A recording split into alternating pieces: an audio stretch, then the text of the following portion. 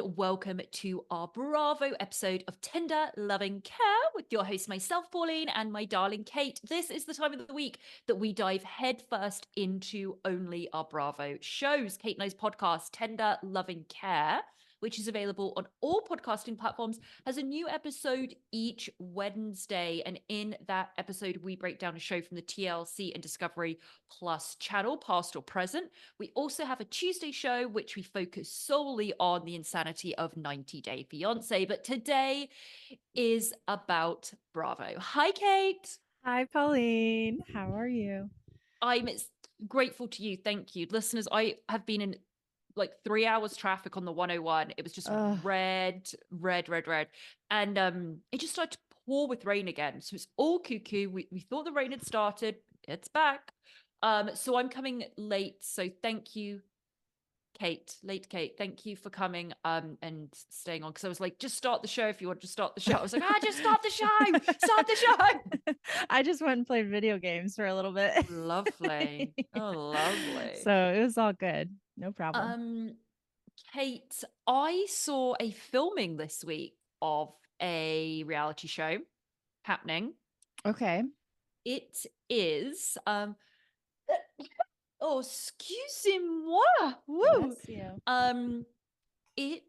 I was driving down Sunset and I look over and I see the cameras and I know when it's a reality shoot. Like it's not a regular shoot because it's bare bones minimum budget, right? Even for these big shows. So just a couple of cameras, Jeff the PA running around, like one security.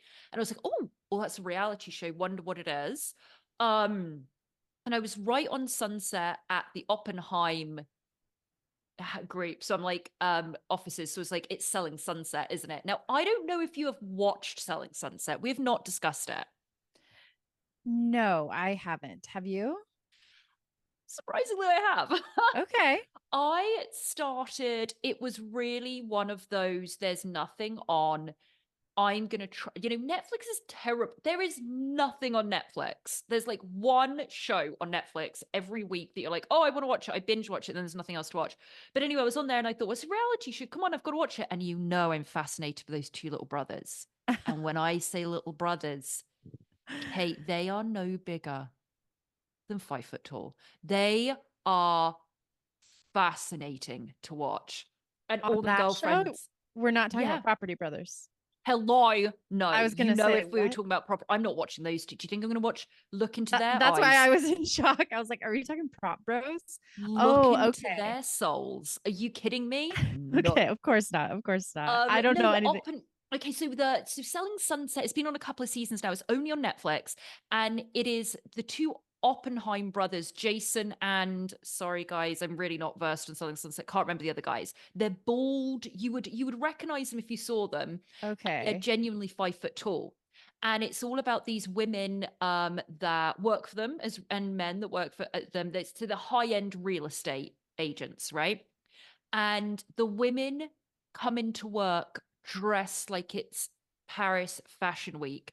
They wear like $18,000 coats to go to work. It is insane. It's ridiculous. Okay, I googled them. Okay, yeah. Those are those two little men. Now, so I'm driving along and I see, and people are always taking photos outside their office building, the Oppenheimer group, and they're always shooting, but I'd never seen. So I look over and I'm like, oh, I see them. They're at a cafe, which is right on the corner opposite their offices. And then I see that bald head. And I swear, Kate, I cannot confirm this. I swear he was on a booster seat. He is so tiny. And he works with all women that are like, if they're 5'6", they're wearing like 7-inch heels, or they're 5'11", wearing 5-inch heels. And he was sat there surrounded by them all. And I'm just like staring like this to have a look at him. But he was something to behold. I'll tell you that. Something to behold. Right. So obviously it's a huge craze. So maybe I should check it out. I've seen it, a little bit, but I haven't gotten into it. Yeah, they have that. Then they have Selling OC. And there's just one woman on there, one of the real estate agents, that's just obsessed with water. So she's carrying around bottles of like, I don't drink this water, I only drink this water. I mean, We all know what it's covering up, really, because she weighs about 2 pounds. But that's another story. But they are bizarre. What has come out of there is these shows are insane. So they have their LA group and then they have the OC group. And Okay. these tiny little men are running around selling like $20 million, $100 million properties. It's insane, Kate. So It's it's what if life. you, it's like lifestyle porn, right? It's like it is, but houses, it's unattainable also, houses, and yes, it's definitely that. But then you have this drama between all of them, obviously, but it's even more staged than Housewives. So it's difficult to watch. It's not on the caliber of Bravo by any means, but it has a massive cult following. So I would say check it out. okay. So I was glad I saw that. I wanted to get your feelings. We took a poll on our Instagram, 10 to 11 Care podcast, if you don't already follow us. Candy announced this week she's not coming back to Atlanta. Thoughts, Kate? I really love Candy, and it's definitely the end of an era. But that being said, I think this is a good move. I don't think she needs the show. I don't think the show needs her. She hasn't given much to the show in a long time. She's Yeah. kind of been coasting Yeah. with storyline. Yeah. And so it feels correct. Yeah. I agree. The poll, it was like, does anybody care? Yes, or whatever. And most people voted. Should put the results up, but most people were like, no, I don't care. I've never really liked Candy because she's always, you can't get to her. I don't feel like she's ever honest. I feel like she always kind of speaks like this but not like really passive aggressively, and never like gives her point of view, or she goes bananas. I was never a fan of her. So I agree. I think it's time for her to just go. She's one of those housewives that she's not gonna be one of my favorites because she's not chaotic and causing a mess like Tamara, but she would play both sides and kind of connect people. Everyone can pretty much always film with Candy, so it was that role, and then she's just been kind of in the back seat while everyone else has their storyline. So yeah, I agree. It's totally fine. How are you doing with Traitors? Because I know you're madly in love with Traitors. How's it going? Good. I watched I think up to episode 4 or 5 or something. So I think there's probably at least one or more episodes out that I haven't seen, but yeah, I really enjoy that show. It's light and you can just have it on and let it wash over you, and it's Phaedra's hilarious. I know, I've heard that she is being really good. I'd forgotten how good Phaedra was because we saw her obviously on the Ultimate Girls trip at the Berserkshires, but she didn't really bring too much that time. But do you, apart from who the hell is Richard? I loved that. I mean, her one-liners are so good. Like, there's this guy from The Bachelor on Traitors, and she has this line where they're in the deliberations, trying to figure out who's a traitor. She's obviously a traitor. She's a traitor. Okay, I didn't know if you knew. Yeah, I've seen that. So she's a traitor, and she just leans into him and says, "This isn't The Bachelor, so I'm not trying to kiss your ass to get any roses from you," or something. And it's like, oh my gosh, so off the cuff and funny. And remember, she was like in Atlanta, she was a funeral director, a lawyer. I mean, she's like you. She does it all. She does it all. She is doctor, surgeon. I mean, she's an icon. I love Phaedra. All right, let's get into our stories, as the American oldies call them. Let's watching our stories this week. Are we doing BH or VPR first? Let's do VPR. Right. Take us away, Kate. Take us into VPR. Okay, everyone. This is episode 2, The Ultimate Betrayal. We start out at Tom and Ariana's house. Oh, God. We see Ariana's room absolutely bursting with free merchandise that brands are clamoring to send her.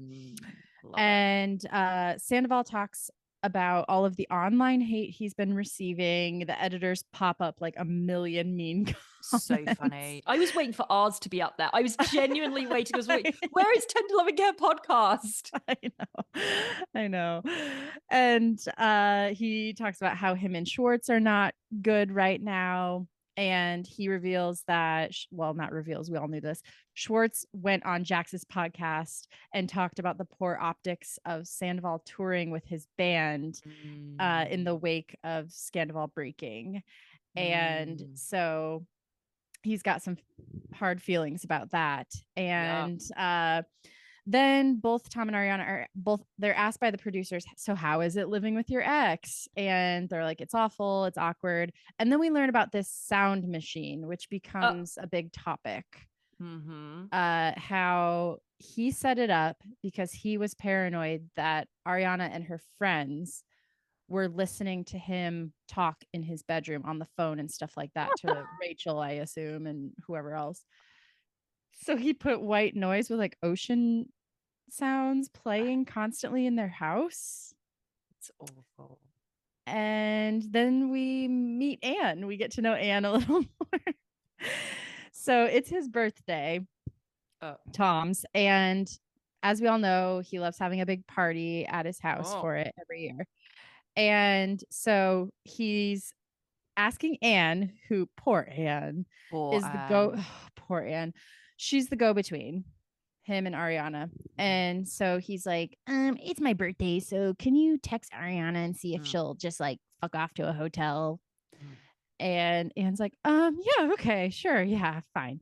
And so she asks, or not text her, she asks her in person, and Ariana goes, that's really disrespectful and I will call the cops.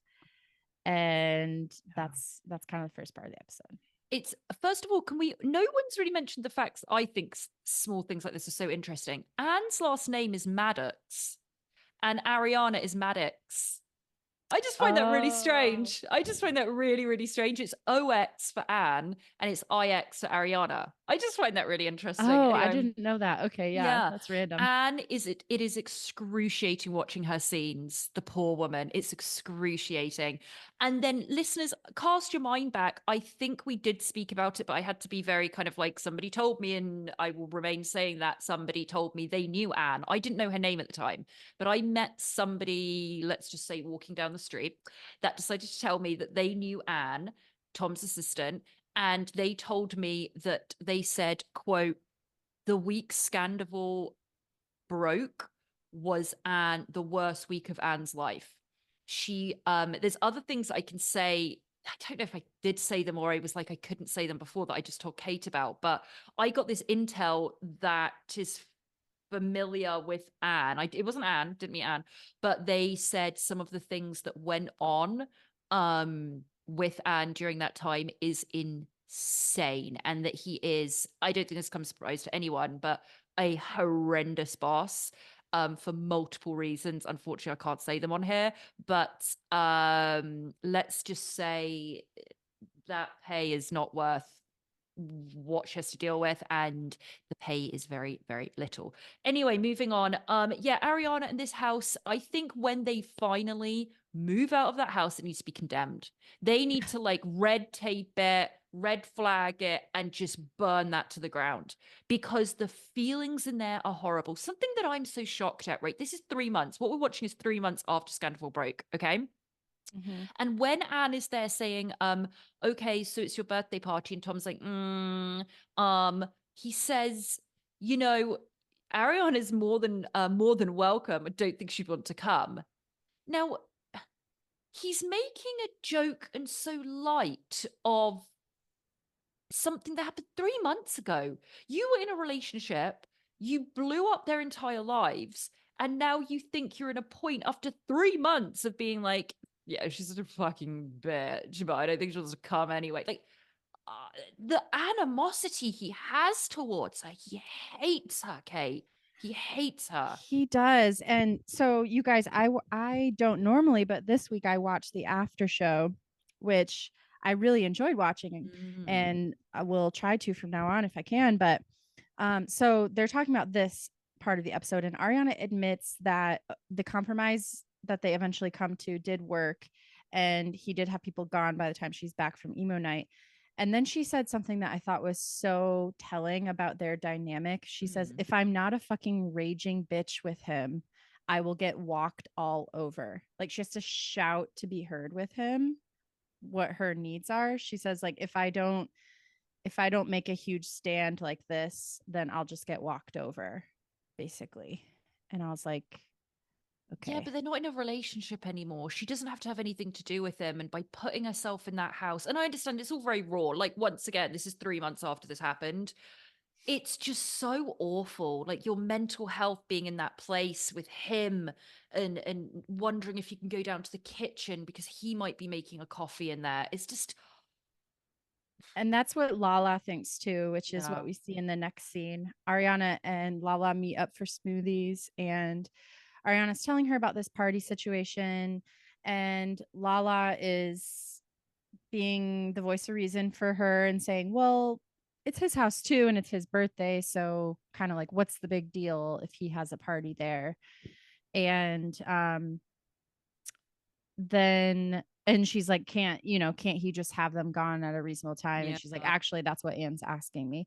Yeah. And then Lala asks about the living situation. Mhm. And she is basically like, I don't want him to win. Like he's trying to stick it out with No. me, and he Yeah. wants to pay me and to leave, but he should leave because he did this, and he's probably not going to give me enough money for what I've put into it and all this. So I know. It's really complicated, and it is so, we're a year and a half or whatever, a year away from it now. So it's all new. But I will just say, when we see VPR, we see VPR, we see LVP, LPP, we see Lisa Vanderpump and her hairstylist because it's the closing night at Pump. And oh right, yep. they're all getting ready for that. And I would just love to say I loved that we saw Ken, Zanzibar, Todd. And Lisa was like, Ken does, sorry guys, Ken wants to retire eventually. I mean, he's 103. So the fact that he's still going is remarkable. Mm-hmm. But I will tell you, he works so hard. I've seen him in the last year on Santa Monica Boulevard, loading flowers, like floral stuff, out of the back of a car and walking it into Tom Tom himself. Those two are workers till the day they die. That's why they have the fortune they do. Mm-hmm. So we see this very, very odd, like in memoriam to Pump. It was like Right. all everything over the years and all that stuff. And then they're like, oh well, it's closed. And then moving on. No Peter the Pirate. I didn't even see Peter the Pirate. The disrespect. Every time you went into Pump, Peter the Pirate was there. He By was the way, the guys, backbone of that place. Yeah. backbone. And then we see Ali and James walking. By the way, on a bike path that is walkable from my house. Once again, guys, they are just there. They're waiting for me. They're waiting for me. So they're talking about getting a dog, and then we go into, I know Americans say Graham.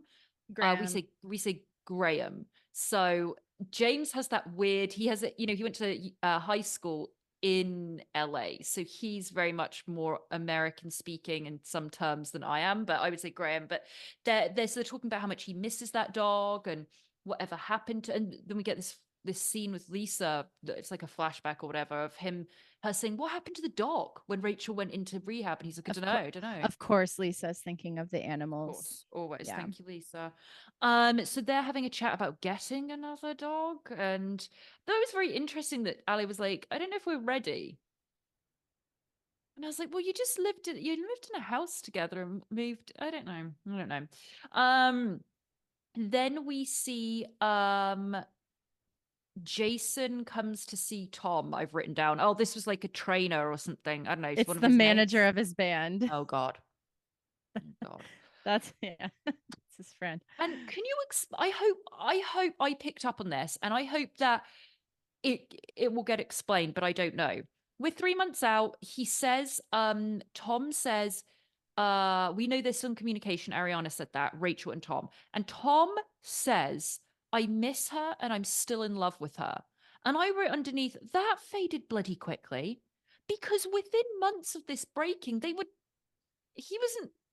interested anymore, and they have not, and he said nasty things about her in the press. And I'm thinking, I wonder what really broke those two up. I don't know. It was maybe, I mean, maybe we'll see that. I hope we'll see that, but we're not going to hear her side. Like, so I it's think, like, I don't trust his view of it really as the full story. that's the thing. And we won't hear her side. Well, unless you listen to a podcast, which we will not be. But I think she went into that therapy, realized he was a manipulator, and then she stopped contact with him. She ceased contact with him. And then he was like, oh, whatever, I have tons of girls I can sleep with. And he is apparently, as of this week, dating a girl that used to date Leonardo DiCaprio. So now I will say the girls, the amount of women that have been quoted as dating Leonardo DiCaprio, and really they've just left the club, like on Melrose, I think it's called Melrose Place, this new, like, Leo's always there, Melrose Place, with him, banged him, and that was it. Like, I think it's a big pool of women. Yeah, there's that's a true. big pool of women, and I don't think there was much dating going on. God bless Leo. So, but Tom will love that. Can you imagine his ego? Tom with an X. Yeah. He probably tells everyone that. Yeah. Too much. Yes. Okay. So then I accidentally had skipped ahead. Then we have the smoothie scene. The financials got talked about a lot on the after show. Oh, tell me. Yeah. So Lala is keeping her stance hard on the after show, saying she shouldn't be living there, and it's not good for her mental health, just like you were saying, and she can afford to move out. I don't get why she hasn't moved out. It's stupid. And Ariana says, well, Lala, because the producers are telling them what everyone else said in their after show. Love that. Love that. And so Ariana's like, well, she has a child. I don't have a child. And Lala didn't own the house she had with Randall. And I own this house. And so it's different. And then she also talks about how renting in LA is super expensive. And James points out, well, James is sticking up for Ariana and saying, well, she had money tied up in the house, and she was just at that time getting all of these brand deals. It's not like she had the money from all of those. She was just starting to make all those deals. And Katie points out that her and Ariana were also paying rent on something about her. Yeah, that's fortune. Ariana's thing was like, actually, I didn't really feel in a good financial place to be going and getting my own spot. So I don't know. It's I get it, but it's also horrible for her, I think. So anyways, I didn't realize her boyfriend Dan is 40. Yes, that was interesting. I wrote, because she says, I may have started changing my mind about a family, and it was all Tom's the reason I didn't want kids. And I get that, but I think she's living in a bloody fantasy land. It's like, I don't know why you're thinking about kids. I don't know what this guy isn't.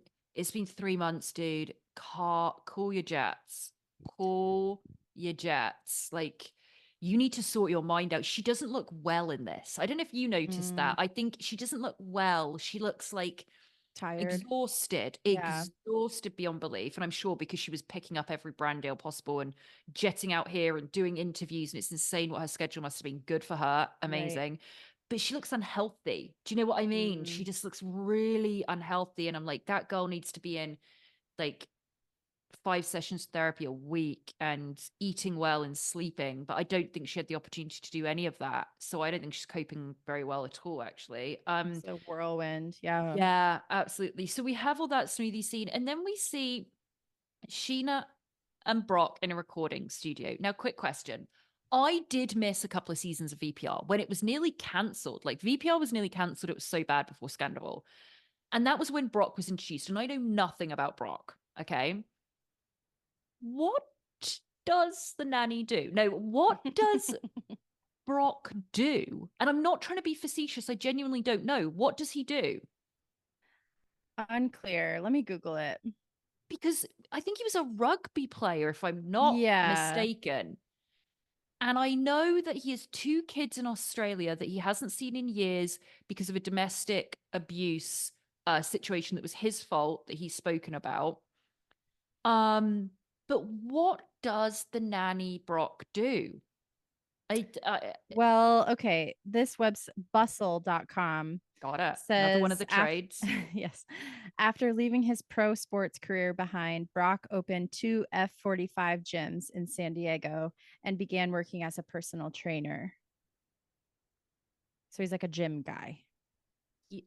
When do you think the last time he was a personal trainer was? I would say 1995, give a day. I mean, so really he's picking up the VPR checks. And that's it, dude. He launched Homebody, a platform that allows fitness influencers to monetize content. Interesting. Okay. Okay. Yeah. But Just it does seem, seems like he's, helping out with Sheena's stuff. Sure he is. Yeah, I'm sure he's helping his hand in that bank account as well. Sorry, Brock. Sorry. Anyway, we see her that she's back at and Sheena wants to do, I always want to say Shayna. Sheena wants to do a cover, like a screamo version of Good as Gold, because of Emo Night. Now, Kate, when is it that I don't have a story, a personal story related to anything we ever talk about in this podcast? Rarely. I have a story about Emo Night. Now, did you ever go to Emo Night when you were here, I think Kate? I did. What bar is that again? It depends. It goes to different places. So yeah, then I did. Yeah. Okay. So Emo Night was the idea of 3 people. It started, honestly, I would say like maybe 10 years ago, maybe 8, 9, 10 years ago.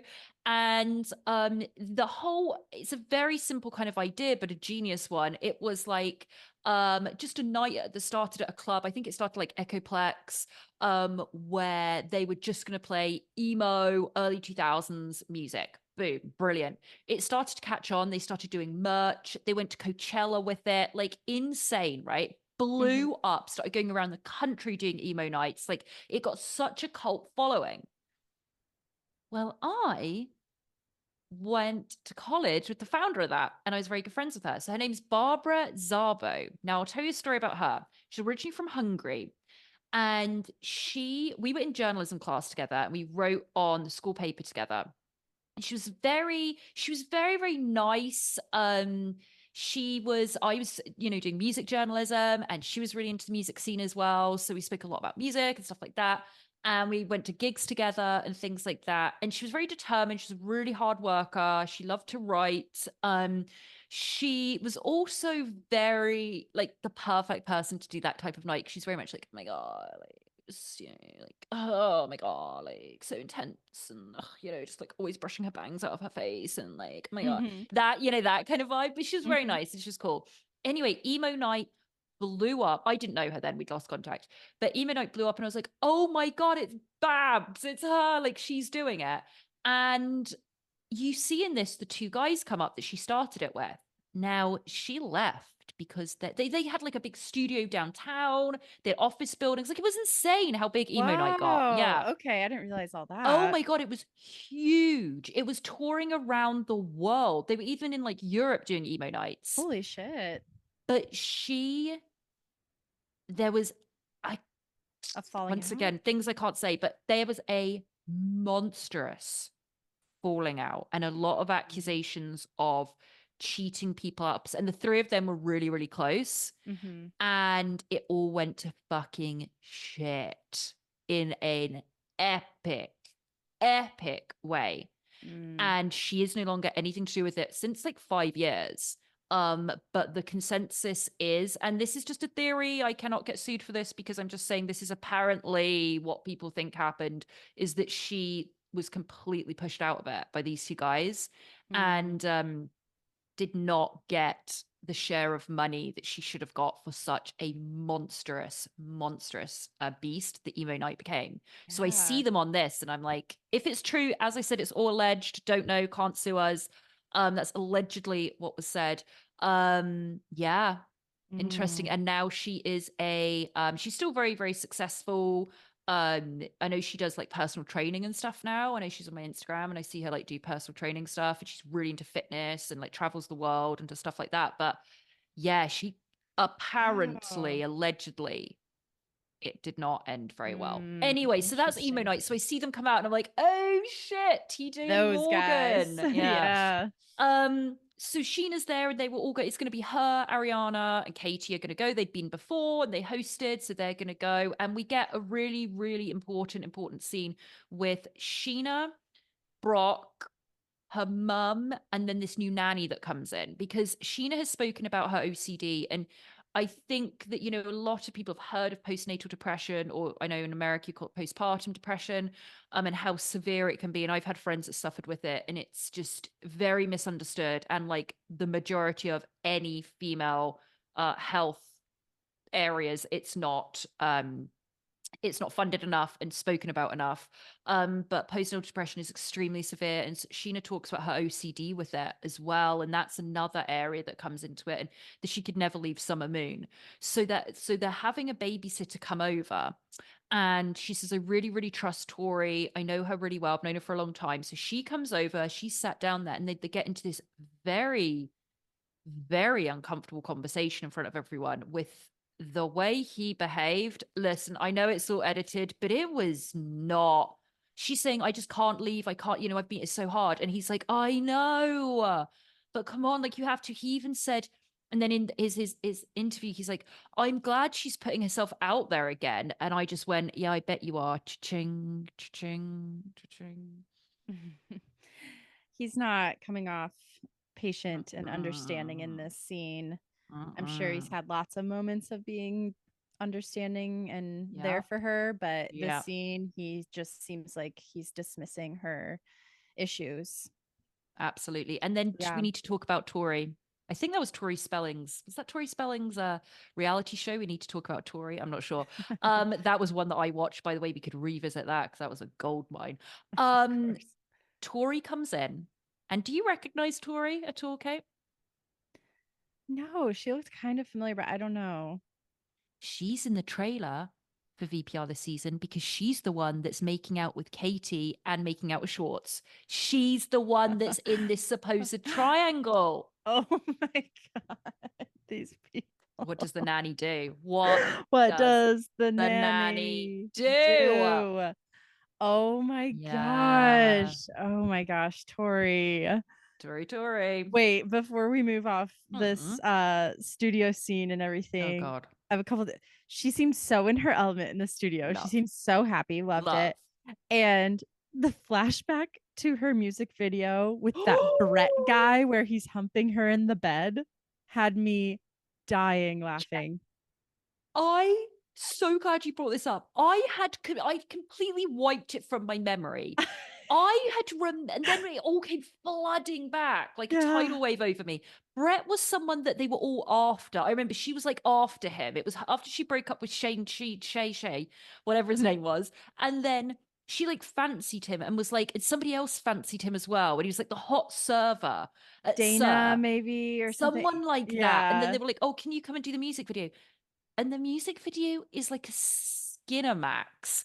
It's like him humping her like doggy style. I was like, this is not really what music videos look like, Sheena, at all. She's like, what are you doing? After the negative reaction to my single and music video in 2019, I just decided to not do music for a while. So bad. So bad.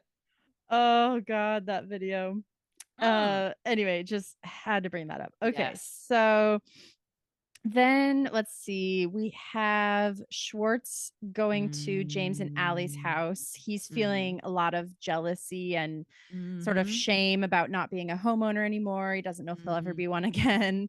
Yeah. Which is very real. I mean, very real. He loved that house, and we get a flashback of him living there. And then Allie's doing an astrology chart reading for Tom. She started her own business. Smart. You're on a show. You can promote it. Smart. Like, the Bethany School of promoting your shit. Woo! And she says there's a ton more Libra in one chart than she's ever seen. And that made total sense because he is the most indecisive and conflict averse person of all time. So, and Libras are known for that, are they? Yes, Libra's like the scales, where they're always balancing this option or this option, and they get paralyzed with indecision. And that is him. Yeah, absolutely, that's him. Wow, yes, it is. Yes. So she says that. I kind of wanted her to say more, but then it gets interrupted because Sandoval texts James while they're sitting there, inviting him to the birthday party. And James says like, oh yeah, I might stop by. And then later we see him on the way and he's going on a mission. He's not going to enjoy the party. He's not. Before that, we do see them meet at the Belmont. They are never away from the Belmont. I was even Stacy was like having lunch at the Belmont. Like, I haven't been to the Belmont. Sorry, I'm gonna go into the Belmont for a while. It's this bar in La Cienega. It was like the place to go. Like 2000. I remember going there like 2010. Like, it was the place. Everyone went to the Belmont. And they're still going there. And that just says everything to me about these guys, which I kind of love, that they're still living in the early 2000s. I kind of like it. But anyway, they're at the Belmont. And it was very odd between the two Toms. It is strained, and you can see Schwartz is angry, but I guess being a, Libra, he doesn't want to really confront him. And Sandoval's like, yeah, I'm not drinking, in solidarity with Rachel. I don't know what any of this is about. And they're kind of like, here's your birthday, and of course, we're always gonna be, but I just don't know, man, I need some independence. It's odd. Then we get into these financials, by the way, which I loved. Sandoval, Kate, says, you realize, so Schwartz said, I put $500,000 into Schwartz and Sandy's, and you put in more. Now, we've all heard that Sandoval apparently had his mum cashing out her 401k for him, but that's another story. So he put in more than $500,000 into Schwartz and Sandy's. And then Sandoval's like, yeah, man, I've been paying the bills for 8 months because Ariana isn't paying them. And they're all coming out of my account, and my account was overdrawn. And I'm thinking, well, it's, you know what?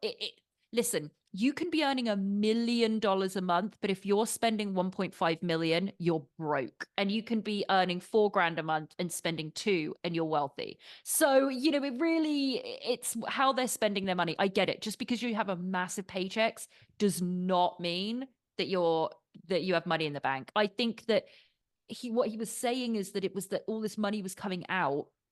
And he's like, I had to move like $500 here and $1,000 here into other accounts because I think all these bills were coming out of one account. Then he's like, Ariana isn't paying me for any of these bills, which, if that's right, then that's really stupid on her end, because he can use that as ammunition. So I don't know why she isn't just paying him. They go into that in the after show. Oh, great. Go ahead. Tell me, what do they say? Well, before we do that, though, I wanted to ask you, remember we found out the amount he was making from his band gigs? Because in this conversation, he tells Schwartz, that's why I had to go on tour. You're talking shit about me going on tour on Jax's podcast. I had to go on tour because I needed money. But remember, we talked about this, how the gigs are not paying that much. So with how much he has to pay his band, or what was it? It was shocking. So I got an insider that worked at a venue that Tom had played. Okay. And she told me exactly, that person, well, I'm terrible. Sometimes I'm good at hiding my sources. The majority of the time I'm good at hiding my sources. Anyway, this person told me how much he got paid. And I'm sorry, I do not have it in front of me, but Kate and I discussed it on one of our episodes. We did like an exclusive, so you can find it somewhere. It is, because it was a standalone episode. You and I just recorded 15 minutes because I revealed how much he was paid. And it was an astronomical amount. It was not like 15 grand. It was something like 60 or so. It was an insane. And you and I were like, what? He got paid that amount of money? I know it was a large amount. But then what we did is we went, touring is so expensive, and he doesn't have a fucking record label paying for it. So he's paying for hotels, transport, all of these people, rehearsals, food, like, so really and it's split between everybody. Then you've got to take 30% out for taxes. So you understand, really, there wasn't a huge amount left, but we were shocked at the amount he was getting paid. Right. That's right. Okay. And he has they have the band manager to pay, the crew that comes to his birthday party that we'll talk about later. So I was surprised to hear him spin it like that, because I was under the impression that him going on tour was a way to get away from it all, and it wasn't so much rolling in the dough from the gigs he was getting. And then you went to that gig that was not highly attended. So okay, anyway, so on the after show, Ariana breaks this down to Katie. Okay. She says that they used to have a joint bank account. The bills were on auto pay.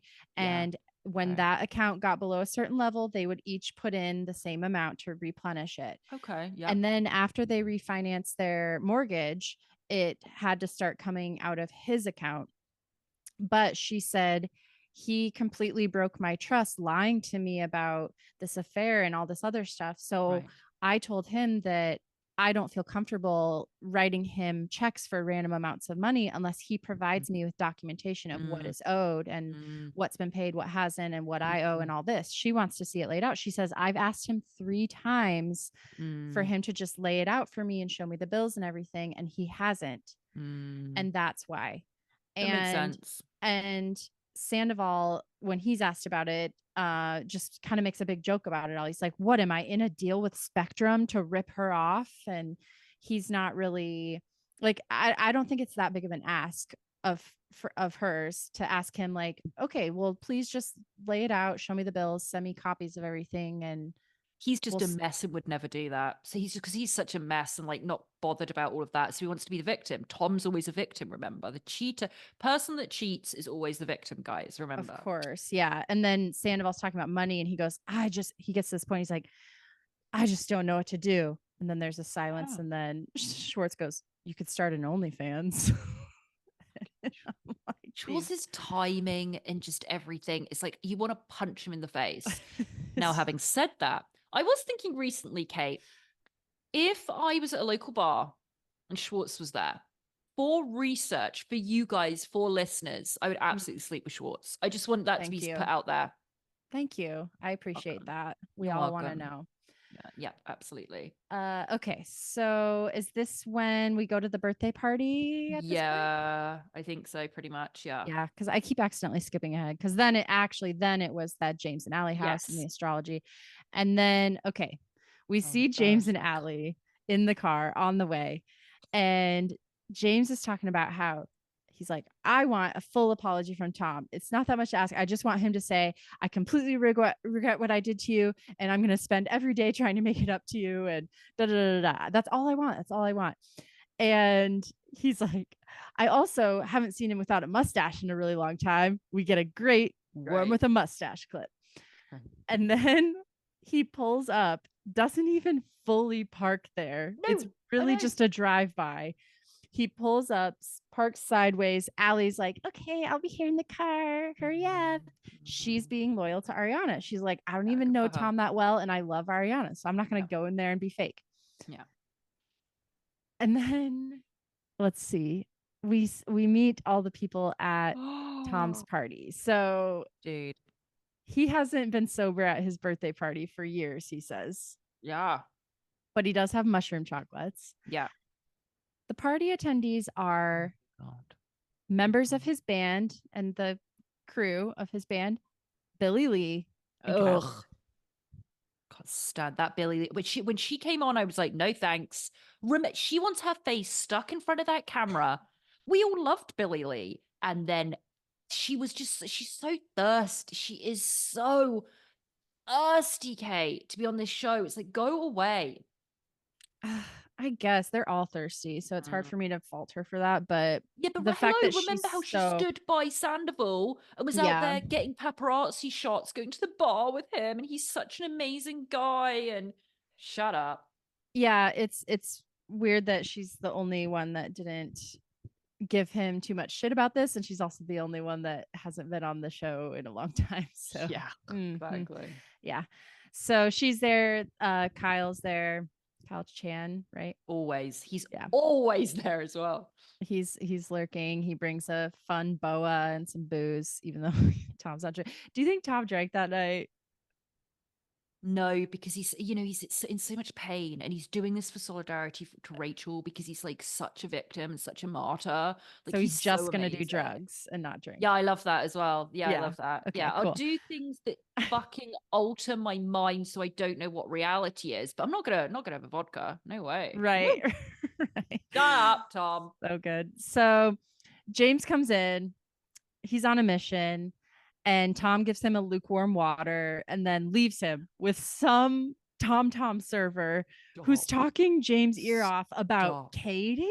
Was he talking about Katie?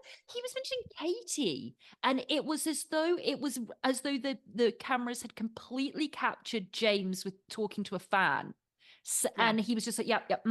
It was Won't James even look at him. Yeah. He's like, who the fuck is this guy? It was so James's commentary was great. It was true. They were the biggest mash of randos imaginable in that house. Central casting was called. Yeah. Yeah.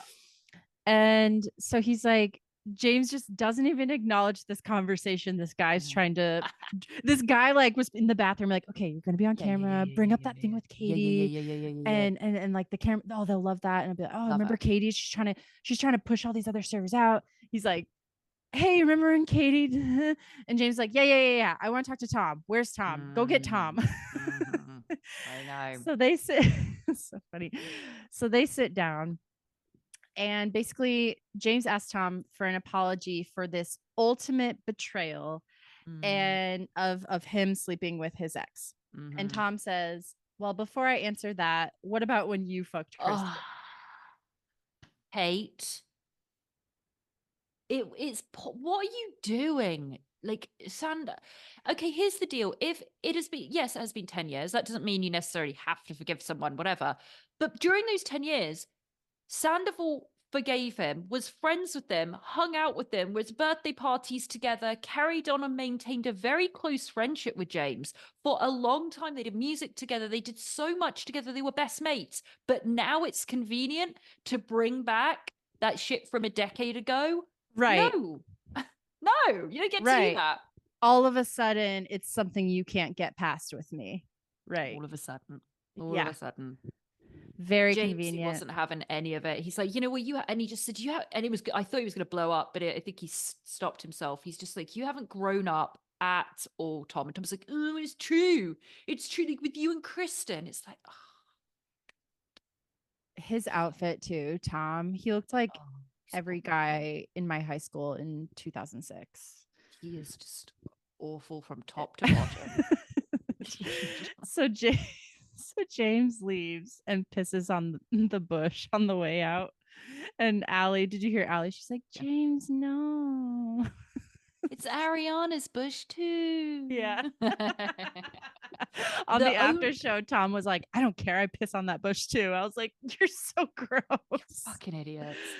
The only one thing I was very unhappy with is, and I don't know how Ariana could have done this, but I would have had to do something. I didn't like that Maya and Kitty were there at the party, because I wouldn't trust Tom around my baby. I don't know. I wouldn't trust them around my babies at all. I didn't like that. Yeah, maybe she knew that. I bet Anne was in the shadows taking care of the animals. Poor Anne. That's what I have to assume. We have to hope. So that was VPR. So, I mean, how are you feeling about it? We're 2 episodes in. How are you feeling, Kate? I'm feeling okay. I feel it's not too much yet. It's still holding me in. You know, it's not the best season ever, but it's all right. We'll see how this goes. I'm the same. I just don't know the trajectory of it. I don't know anymore what's ever going to happen with this show. I know I would like to see more Pomeranians. We saw LVP getting ready, did not see one puff around her. And then I saw Ken staggering around. No puffs were in his arms. So, you know, that it doesn't make me happy. I was not happy to not see Puff. Yeah, that was a failure on the editor's part, because you know that they have those dogs around constantly. So they could have gotten a few establishing shots. Absolutely. Sorry, I just remembered again. I know I've quoted it so many times, but it never ceases to make me laugh. Jason Mantzoukas is like, can everyone see Ken?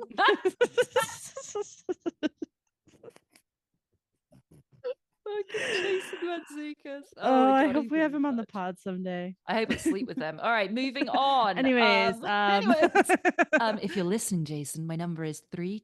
So it is. We're gonna go on to BH. This is such a disaster. This show, man. This is a disaster. Oh my gosh. We're on episode 15.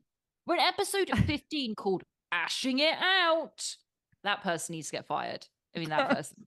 I just now thought about that as the title. That's horrible. Awful. And I'll tell you how we know it's really, really bad season. And this is a cast trip to Spain, by the way. And they couldn't barely get 2 episodes out of it. Barely got 2 episodes out of it. And you know it's bad because it opens up with seeing Trevor, who is Sutton's friend. And he has had more screen time than some of the other people in this. It's bizarre. They've like brought him in that weird dinner they had that other night when Erika was drunk. And there's like 15 other people there. That's an exaggeration. Maybe 7 other people there who are like talking about their lives and talking about everything. And you're like, why? These should not be people that should be talking on a BH dinner. What about Crystal's life? Yeah. Unclear. No one knows anything about Crystal and Lion King. Oh my God. So yeah, Sutton's having a hard time at the beginning of the episode. Kyle's confronting her, and then Trevor comes in. They transfer Merce's ashes from a Ziploc to the fancy box. Yep.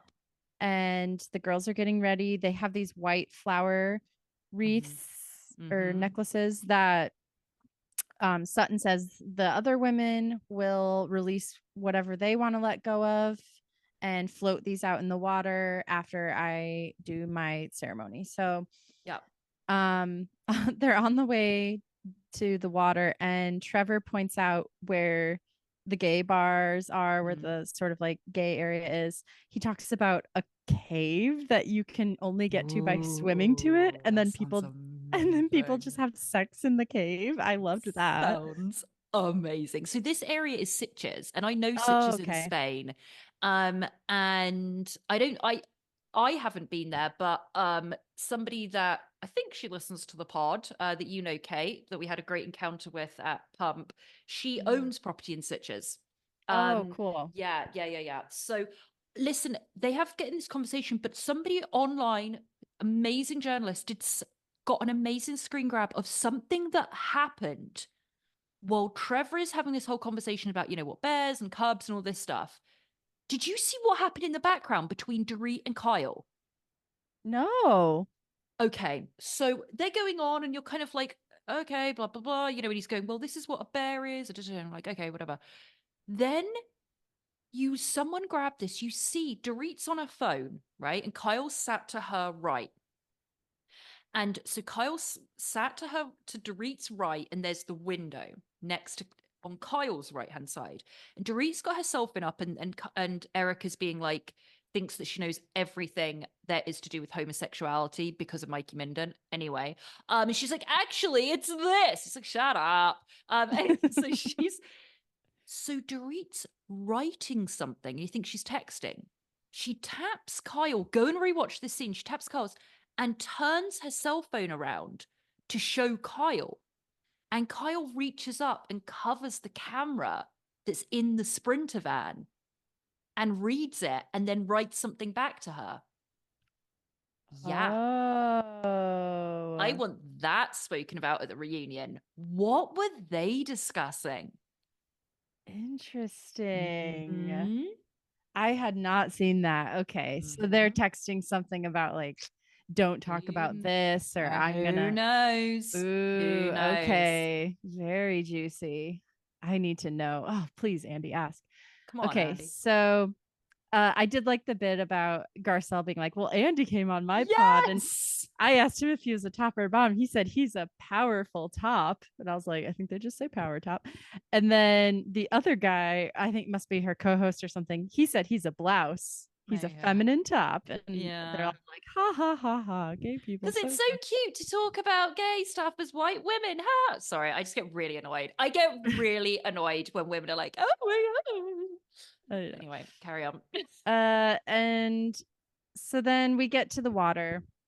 Sutton gives a speech, and this was very sad. I mean, she's talking about losing these 3 men in her life, and because she's also very much processing her divorce and letting go of that and the pain of that. And she tells us in her confessional that she was blindsided by the divorce. She got a call that said, you need to get a lawyer, papers are being served today, and she says she had no idea that was coming.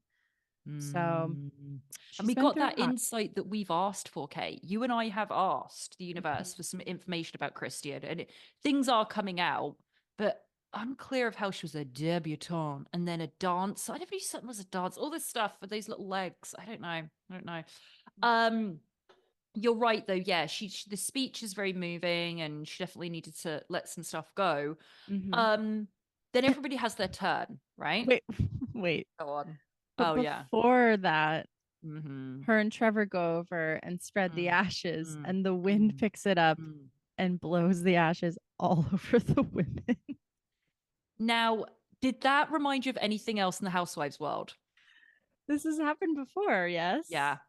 Do you remember Who what it was was? it? Oh God, I don't know. Sonia Tremont Morgan. Okay, yeah. With Milu's dog funeral, and it went into like her mouth, the cameraman's mouth, and probably Harry Deeban's dick. Who knows? Okay, I felt like it was New York, so that gotta be. Our girls always do it first in New York. Always. Oh my God. So they're all freaking out and frantically wiping themselves. And then, then they all go and say their own speeches. Now, can we just very quickly talk about Crystal's speech? I'm sorry. You know I was going to react. Kate, I'm sure you were listening, being like, Pauline is thinking of one thing and one thing only, Crystal's relationship with her brother. And is it sexual? I'm sorry. I don't mean to it isn't, guys. They're a very close brother and sister. But give me a break. This guy is a Chinese pop star. We've been led to believe million times over, right? He's like they call him the Justin Bieber. That's how famous he is. And she's like, I just can't believe he's not going to be next to me anymore. He has more money than God. So he's just said he's going to go 6 months and live in South Asia and then come over and he's not moving to the moon permanently. It was so weird. I was like, give me a break, dude. You're supposed to be married to Lion King. He's going to get so jealous. You always think siblings are in love with each other. They are. Because they constantly are. Look at the Property Brothers. Look at those two little bald twins on Selling Sunset. It's there, Kate. Look at Crystal and her brother. It's the siblings should not be. Look. It's there if you look. And guess what? I'm always looking. You're always looking. The only thing I was wondering is does she just not want to talk about her actual life and she's just using the brother thing as something to talk about on the show?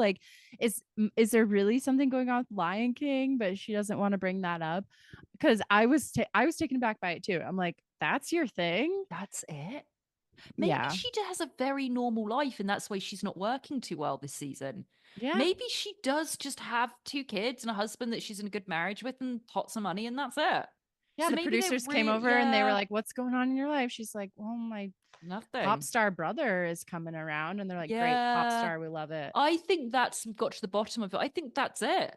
That's all there is. Well, good for her. Her life's not in shambles. Lucky bitch. And then Erika, her dramatics are painful. She was literally in an Amdram production at the local town hall. My turn.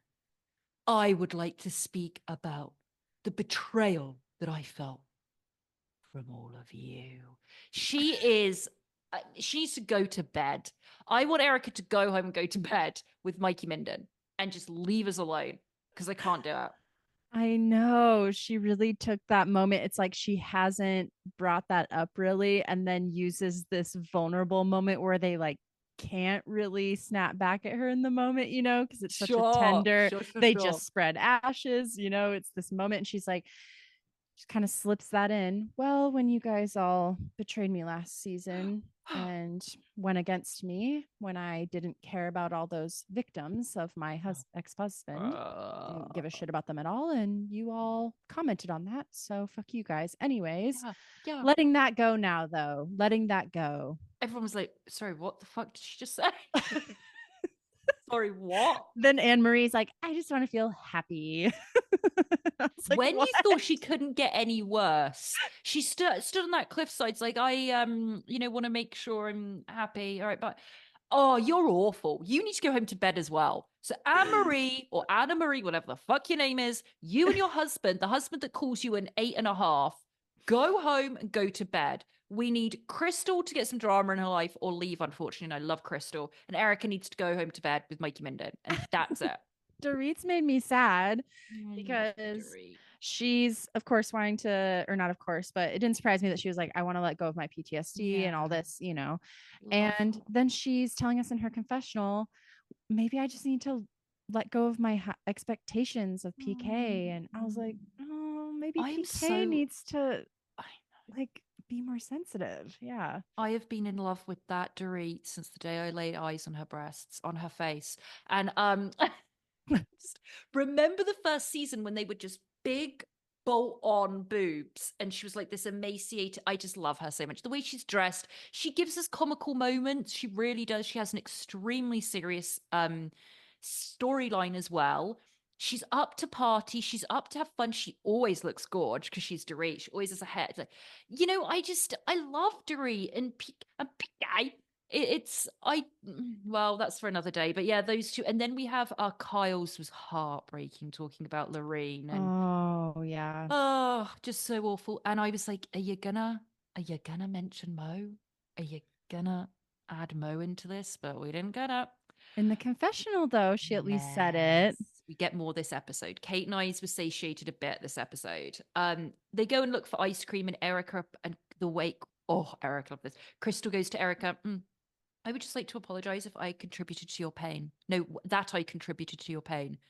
Erika's confession was like, you know, at least she had the balls. It's always like no one's tougher than Erika, right? At least she had the balls to come up and say it to me. I mean, none of these other women did. Well, because they got nothing to apologize for. I mean, what are they apologizing for? Yeah. That's why I'm so happy to see in the preview. We'll talk about it later, but Garcelle next week. Yeah. Yeah. So, oh, and yeah, Garcelle's, we didn't talk about, she was letting go of the abandonment issues with her dad and feeling so lonely without a partner. And yeah, I liked that they did this a lot and that they showed it because I think it had the women getting vulnerable and letting their guard down so that they can then talk more openly in a group setting about stuff, which is what we want to see. Yes. You know, they've all been so holding it so tight this whole season. So finally, episode 15, we got vulnerability. So yeah, they're shopping. Erika has her little comment, and then they're back at the hotel. They're getting ready to go to this dinner where they're also going to perform a dance. So Erika's dragging this out even more. She's telling her glam squad, oh yeah, so we had the ceremony, and you know, I would have liked them all to apologize, but you know, I've been to therapy and I guess I should just let it go. Like, yeah. Yeah, she's stewing, man. She is stewing in this. Yeah. And because she thinks that one thing that got lowered from the high court to the lower court means she's completely anyway, it's just annoying. Then we see Kyle doing a FaceTime with her daughter. And it was just so interesting that she doesn't have glam, that she's the only one. It's just interesting. And then, you know, she's asked the kids who's eating with Portia and your dad tonight, and how are the dogs. I wish we could have got some clips of the dogs. We didn't. But then we have, you know, she says in her confessional, she says, even though the times are tough, you know, she's still skirting around a bit. She goes, I do care about Mo's feelings and want to make sure that everyone's feelings are okay. And we get a clip of her and Mo that wasn't seen before, of them having a quite intense discussion. Portia comes through the door and they stop, and then Mo starts it up again. She goes, shh, wait until she's gone. And he's like, oh yeah.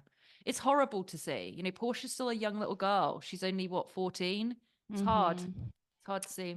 It is. And they're finally starting to show us more at the 11th hour. So then let's see. Then they're in the Sprinter van. Yep, they're all in red. Looks so hot. They all look so good. Yes. And Dorit looked fabulous, as always. Those heels, she's got these like Dolce & Gabbana heels on that are about 7 inches. How do they do it? I don't know. So they're in the car and they're talking about, oh, will you ever, like, all the single women are getting asked, all the single ladies are getting asked, would you get married again? and why or why not. And they're saying, so Garcelle and Sutton, they're like, no, I don't need to have the papers signed. I don't need to actually get married. I just want a partner. And Garcelle's like, I want my money that I've worked so hard for to go to my sons. I don't want to have to split it with someone and all this. And then they start talking about prenups, and Kyle says, oh, well, I never read anything. I never read any paperwork. I just sign whatever Mo puts in front of me. And everyone, especially Sutton, is like, you always read the paperwork. Then the confessional, and she's just like, oh, I don't know, he pays all the bills, he just pays for everything. Why do women still exist like this? Like, this is not healthy. This is not something to be laughing about. Like, dude, women get messed over all the time because they think they don't need independence and they think they're living the dream by having someone pay everything. Guess what? As soon as it comes, as quickly as it goes. And that Mo has millions in different countries, right? And the agency in a huge business. And if that collapses, or he's already been sued once for $100 million, and it was dismissed. He was sued for $100 million due to the agency. It was dismissed. This was in the past year.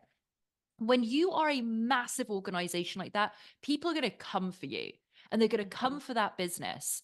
And the bigger you get, the bigger the risk. I really believe that. The more money, more problems. Like, seriously, like, you get so big that a machine like the agency is in like 4 countries. It's insane. It's international. It's dealing with properties and stuff. There's 2 lawsuits can destroy your entire business. And Kyle's there going, spending like God knows what on an Amex every month and he pays for it. Well, what if he stops paying for it? What if you don't know that he actually doesn't have the shekels that you think he does? Like, it makes you wonder what is in their prenup, or if they have one, or because she's talking a lot in this episode, as we'll get to, about how she doesn't know if their marriage is going to survive. And it's like, okay. And then she's also saying, well, I have been there for him when he had nothing, and I helped support him when he was coming up with all of this. And so, yeah, it does make me wonder how it would all play out, or how it will all play out. Very dangerous to give anyone your power like that. Because money doesn't bring you happiness, but it brings you freedom. And if that's dependent on somebody else, they can take it away from you very quickly. So, absolutely. Ladies, listen up. All right, so they're in Manolo. So they're going into they're in the Sprinter talking about all of this. And then they arrive at this restaurant for the flamenco dancing, or the back of the restaurant. They kind of blah blah blah, do all this stuff. They're going on about how Kyle isn't wearing red, she's wearing highlighter orange. And then, please, can we comment, Dorit actually, I didn't even mention it once earlier in the scene when they were about to go and do, the throwing of the, like, getting rid of everything. Dorit walks in, full fat Coke. She's in Spain, she's a full fat Coke. And then she sits down at the dinner, and when she says, una Coca-Cola regular, por favor, gracias. Kyle's like, why do you have to just say you want a regular Coke, not a una Coca-Cola normal. Oh, normal. That's normal. What it was. It wasn't regular. It was normal. That's what she said. Kyle's making fun of her in the confessionals. But another full fat Diet Coke. I know I'm obsessed with this subject, and I've spoken about it many a time. I speak to other people about it that have since stopped returning my calls, but I just don't. She's on vacation. I am so shocked that these women that don't eat a piece of bread are walking around drinking full fat Coca-Colas. Few sips. Never hurt anyone, I guess. Don't get it. I don't get it. And Anne-Marie tried to start drama at the dinner. So, Erika, you said you were hurt by letting go of them hurting you. What was that about? And everyone literally did a collective eye roll. They're like, shut up. I know. And Erika's face just fell and her eyes went dark, and she's like, not this again.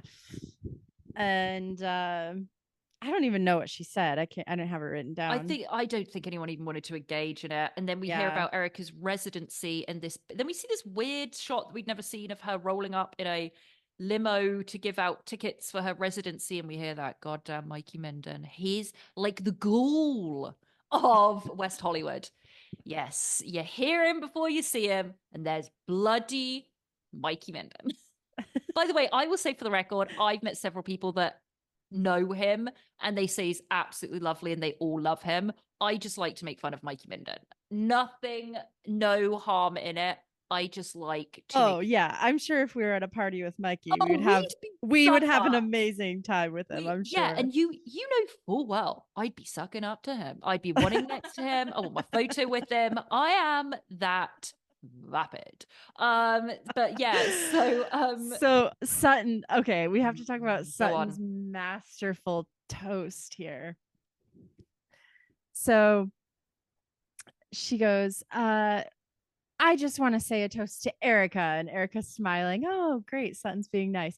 And she's like, a toast to your your Vegas residency that, you know, some people were invited to. I wasn't. But anyways, congrats about that.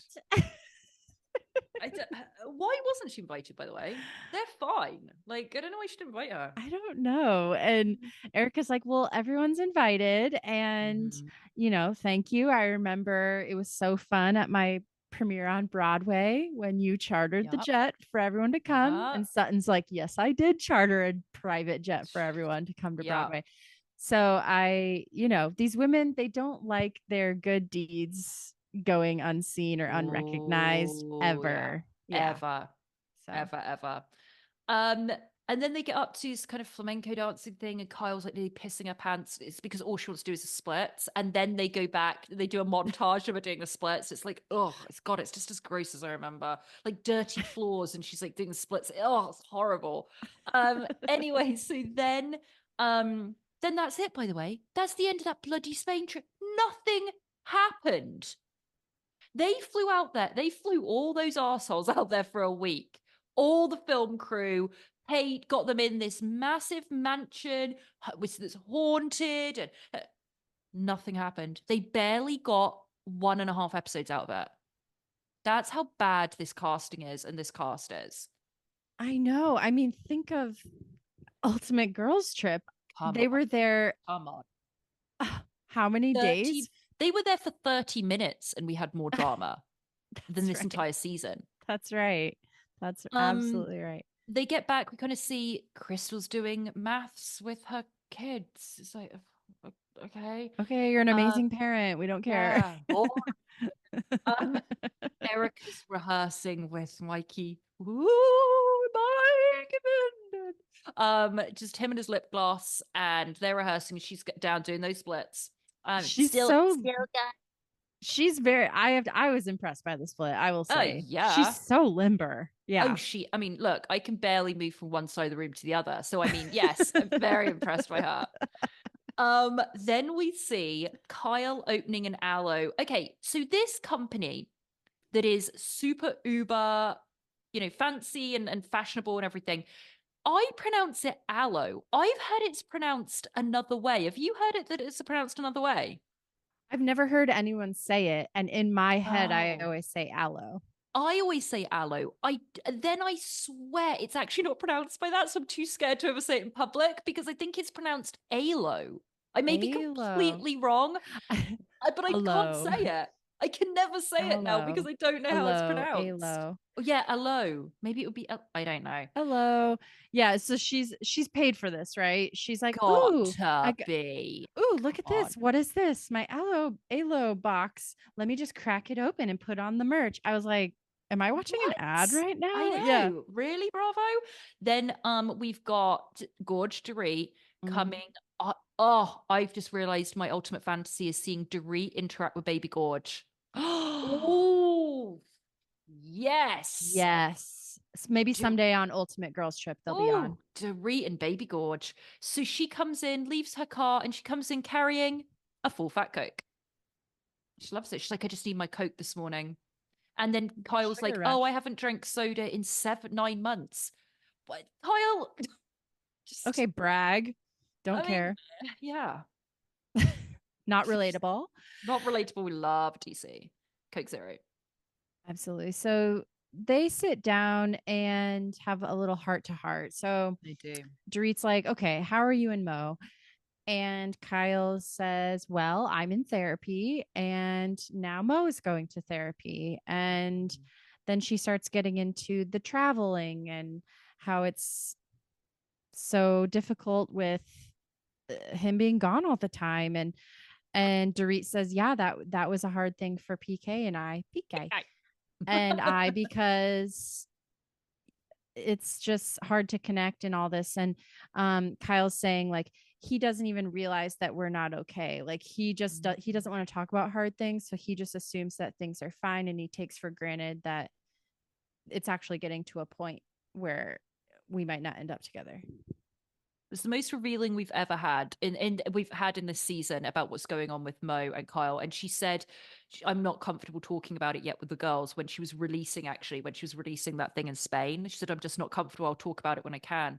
She says, I don't know if we're going to carry on together. And it was very interesting listening to her because my mind went two ways and I was writing notes and watching it. And when she said, he travels so much, he's important. You see a scene of him going to Portugal if you guys want to come. And most of us sit here going, God, imagine having a partner that's just like, hey, do you just want to come to Portugal with me? It's all first class, all paid for. Most of us sat there going, oh my God, I'm jumping in. What are you kidding? What are you kidding?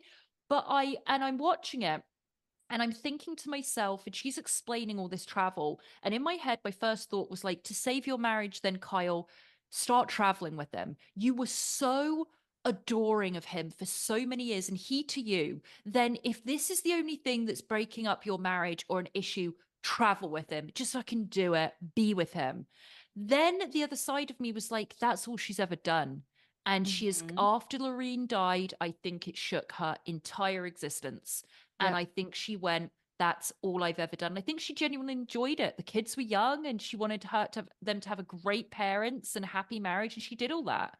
Yep. But she did everything for Mo. She traveled with them. I remember these, I wish we'd go back and, we see the amount of wealth they have now. Kyle was like, we had nothing. He came home and he just lost his job and I found out I was pregnant. She said we lived in a 1-bedroom apartment with like 2 kids. We had nothing. And I think, I think she's absolutely been by his side and I think he has supported her too. But it was, she followed him, the breadwinner, going and doing all this stuff. And now she's just gone, I just can't be asked. I think he let her down tremendously during Lorene's passing. And I think that was the catalyst and it's gone. She's not. So I was like, yeah, I understand why she's not just doing that to fix it all. I agree. That's exactly how I was feeling when I was watching it. I was like, okay, that seems so exciting to be jet setting around with your hot husband and everything. Yes. But that's not what she's after at this point. She wants to do what she wants to do, and she wants to find her own success in her interests. And we hear her talking with Dorit. Dorit's like, I don't even know, or maybe it was a flashback. I don't even know what's going on with you anymore. You have all these acting jobs. Yeah, it was a previous episode. And she's like, well, I'm not telling anyone about all this stuff I'm doing. And it's her focusing on Kyle. And Mo is not on the same page. They're not on the same page. Yeah. And Dorit used this word, and I thought this was very apt. She says, Kyle is disconnected. And that's so true. She is detached in this. You don't like when you see her in the group, she's not really there. Yeah. And when you're dealing with something so massive and so emotional, you can't be in anything. You can't sit down and have a good dinner and be fun at the party when in the back of your mind you're thinking about this big monster. It's very sad. It's really sad. Like I say, I really hope that we do get that scene that they teased us with them all sat around in that living room and her basically saying she's separating from Mo, which we still have not seen. But it needs to be. Will the finale be next episode? How many episodes will there be? I mean, this was 15. Will we 15? Have maybe one more where we hopefully get the scene you're talking about? And then it's got to be. It's got to be, because there's not. And then, you say next week, Garcelle saying that about Erika. Oh, right. So there's that, maybe 2 episodes left. And then they've already filmed the reunion. I mean, that's been filmed for a few weeks. Okay, so it must be a couple more. I don't know. I think BH needs a massive shake-up. I think Bravo needs to bring us on as consultants, which we constantly offer to do, because they need to put everyone in a bag, shake them up, and some of them are going to come out and land where they land, because we just can't have this group together again. It's not working. It's not working at all. It's too sleepy. Yeah. It's that I can't believe they went to Spain and like nothing came out of it. I know. So that was kind of, I didn't have any more notes about BH UK. No, that's all I have. So that was it. I mean, we guys, just a little recap, little housekeeping. As you know, our Monday episodes are sorry, not Monday. Whoop. Tuesday episodes are 90 Day Fiancé, the current airing series. On Wednesday, we have our Wheel of Shame shows. So we randomly spin our Wheel of Shame and get a show. We are covering for next week. I've completely forgotten which one we're covering. I do this every week. Sister Wives. I'm so sorry. We're got a good one. So next week we are covering Sister Wives. It came up on the wheel, and Kate and I had done an in-depth in like certain seasons, but we had never covered the episode where Mary reveals she's been catfished to the family. So Kate and I are so excited about it. It's going to be, I may watch it tonight actually and get my notes done. It's going to be really good, Kate. I can't wait. I've never seen this episode actually, so it's going to be awesome. Yeah. And then on Friday, we return with our Bravo show, and we will also have our Patreon show for next week. So it's going to be Kate's selection next week. We will be covering a documentary that can vary on any subject. It's not to do with what we cover in our regular shows. So it can be the weird, wild, wonderful, a documentary on cults, on pop stars, on unsolved crimes, on pop culture, on ghosts, aliens, who knows? Kate's gonna pick. So have you got one in mind yet? I have one in mind. Yeah, I'll run it by you. All right. But yeah, we'll let you guys know. Absolutely. And then I do want to just let you guys know we have some very, very fun guests coming up. So we are going to be guesting on a couple of poddies, and we also have some very, very cool guests that are going to be coming up in the next few weeks. So we're really, really excited to kind of expand our audience and introduce maybe people to you that you haven't heard of, that you need to go and follow, although you probably do, because the people that we're having on are amazing, and definitely much in the world of pop culture, and I think you're going to love it. So we're really excited about that coming up. And one other thing is, we'll say one word and we will have more to speak about it in the next coming month or so, and that word is merch. So Kate and I are working on something very, very special, and we're really, really excited about it. And thank you for the DMs from people you know who you are, who have been suggesting merch for a while and stuff that you wanted. So Kate and I are busy little elves getting work done on that. Anything else, Kate? Follow us on YouTube to see the video version of the podcast. We have our YouTube channel. You just search Tender Living Care Podcast and you'll find us. You can subscribe there and all that. I recently today I was putting together playlists. So if you just want something on in the background, I put together like all the 90-day content, all the Bravo content.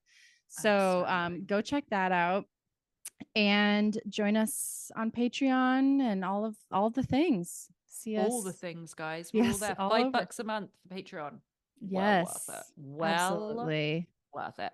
And you know, I would definitely go and check out our YouTube channel, because I ran in here from the rain without having put on any of my makeup for filming or brush my hair.